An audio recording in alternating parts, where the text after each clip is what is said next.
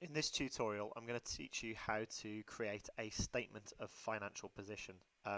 It looks similar to the statement of comprehensive income, but it contains much different information, and also the two columns are used in different ways. So it's important to get the hang of how to do this. Um, you should have read in section 1 when you were doing your prelim sort of revision that fixed assets and current assets are things that a business owns. Current being things that can change, so like money in your bank or stock on your shelves. Fixed assets are things that don't really go anywhere. You keep hold of them. Apart from a car, obviously, it moves around, but you're not selling your business car that helps you do your job on a day-to-day basis anytime soon, are you? You're not going to sell like a work van. So it's called a fixed asset because it doesn't really leave the company's hands, whereas current assets can come and go through the company's sort of like ownership, so to speak. Current liabilities are simply debts or money owed that's got to be paid off pretty soon, usually by the end of the month. That's our sort of benchmark for what a current liability is.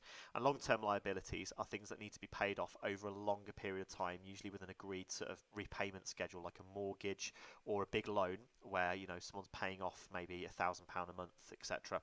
So that's what they are.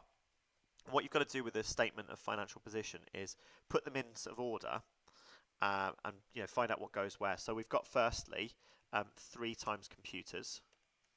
I wrote it in the right order. Sometimes they might be out of sequence just to mess with you a bit. Sometimes the examiners feel like doing that, but I've got mine in order for now just so you can understand how it works. So 3 computers. I'm just going to call the second one office furniture. Obviously that's a fixed asset as well.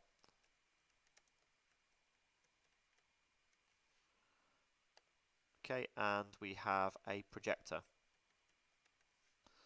So all of these things are, so we've got £500. We need to multiply that by 3, obviously, so that's 1,500. So each valued at £500, so 1,500. Notice that these are assets, but we're putting it in the left-hand column. That's because the right-hand column in this particular type of statement is used for just putting a total at the end. So everything gets listed in the left-hand side with a statement of financial position. And then the totals go in the right hand column, so only the totals go in the right hand column. Different from your statement of comprehensive income, where your money that you own, what you keep, is put in the right, and the money going out goes in the left. Just slightly different.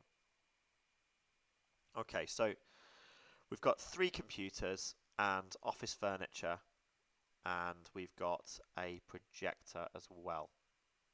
Okay, just checking I'm recording actually.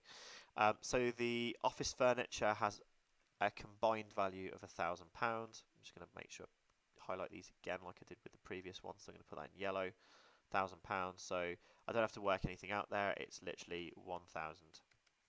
And a projector, which is valued at £450.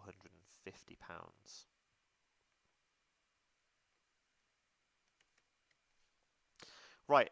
At this stage, then, we've got to find out our total of our fixed assets. So we need to add 1,500 to 1,000. See, adding these two together and then adding 450 to it. So we get 2,950. I'm going to put that there. So that's our total fixed assets. That's going there. So just to the left-hand side of the projector, in the right-hand column, notice that these two above it, though, are left empty because this is just literally for your total. Now we've got current assets, which are £1,500 in the bank account. So we can just highlight that in green. So bank account. I like putting these in bold as well. Okay, so 1,500. And we have also an estimated £6,000 due to be paid to them by customers at the end of the month. So we call these debitors. People who owe you money are your debitors. Okay, so those people there, they are going to pay you at the end of the month for this is a web design company, isn't it? Yeah, so it's a web design company based in Exeter, so their customers are going to pay for the websites that have been built by the end of the month, and there's about £6,000 due to come in. Estimated 6,000. So, what is that? It's American. and it doesn't like that word. So debitors. So 1,500 plus 6,000 from the people who are going to pay you gives you a princely sum of 7,500. So those are our current assets, those are our fixed assets. Right, current liabilities then. They owe £1,000 on the credit card. So company credit card, we'll just put credit card in here. And that's 1,000. And we'll put that in pink to show you I've done that. And they've got to pay £200 off at the end of the month for software licenses. So, because they make websites, they've got various bits of software they've paid for, but they pay in installments because you can do that with companies like Adobe Photoshop. So you can pay for software licenses on a monthly basis. So software licenses. Okay, and I put that down as £200. So our total of our current liabilities is 1,200. Okay, so that's pretty straightforward so far. We've built the table. Often in the exam as well, you might get partially completed tables. You might not have to put all the information in like I've just done. But just so you're aware, 3 computers, each at £500. I've got the figure of 1,500 by multiplying 500 by 3. Office furniture, a combined value of £1,000, so I don't have to worry about that too much. I put 3 large desks and chairs. I just wrote down office furniture because it made sense. That's what chairs and desks are. And a projector valued at £450. These are the fixed assets. The company kind of holds on to these. They don't really get sold off to anyone unless they're really struggling. And that's why we call them fixed, because they're not likely to change hands overnight. And then we have current assets. Our bank account, we've got 1,500 in it. That can change at any minute. They might make a purchase and that could go down. And they've got debitors, who by the end of the month are people who are going to pay £6,000, total for websites that have been built. So we call them debitors. They're people that owe the business money.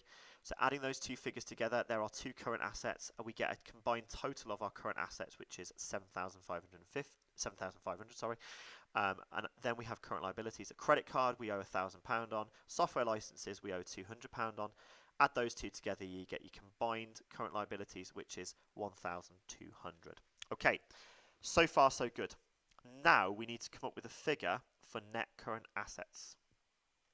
And I'm just going to double check the way this is laid out on one of the other things. Yeah, it's done in the right hand column again. That's fine. Okay, so net current assets will go here.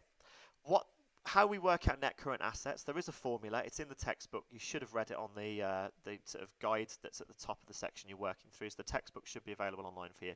But the formula for working out net current assets is your total current assets, which is that, minus your total current liabilities. So 7,500, let's get the calculator up. 7,500 minus 1,200 gives us 6,300. Okay. Then we want to work out your total assets less your current liabilities. So you've got that figure already. There's 2 ways you can work this out. You can either add these 2 together and then subtract the current liabilities from it. So the total fixed assets, the total current assets, add them together and then minus the total current liabilities. Or if you've already got this figure, you can take that and just add the fixed assets to it. But I'll do it the old school way. I'll add the fixed assets, so 2,950. Oh, hang on, got to reset that. 2,950 plus 7,500. So that's our total assets. Fixed assets plus current assets. That gives us all our total assets. Minus your net current assets.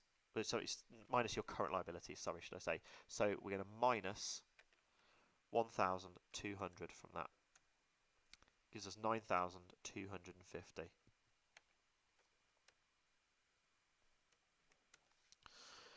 Right, the next 2 rows in here are a bizarre one. So we now know, let me just sort of highlight this for you. We now know that the total assets less current liabilities is these 2 added together minus the current liabilities. The shareholder capital needs to always be in check with your net current assets. So what you've got currently needs to be the same as or more than what your shareholder capital is. Okay, because these are people who've invested money in your account. They want to take money out of the business anytime they think the business is doing badly because it's their investment. So people who've invested money in you.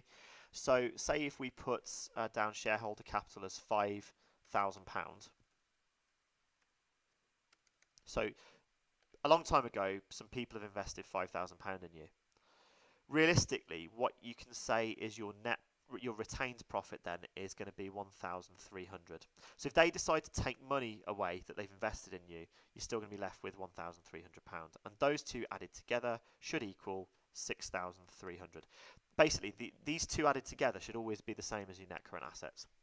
It should always be in check, because it means that if they were to take away their 5,000 investment, you could still cover that and have a retained profit, which means money that your business can keep at the end of the financial year or the financial month. Just those two added together need to be the same as your net current assets. That's all you've got to worry about with the exam. You don't have to go into a lot of detail about that. It's just making sure that it's in check. If it's not, the business is doing really badly and won't be able to pay back its shareholders. Okay, so that's how to do a statement of financial position. Work out all your fixed assets, work out your current assets, make sure they're totaled in the right-hand column like that. Work out your current liabilities, then do your total current liabilities, and then you can work out these two. The net current assets is literally just the current assets minus the current liabilities. The total assets less current liabilities is these two added together, then minus the current liabilities. Okay, I think that's me done.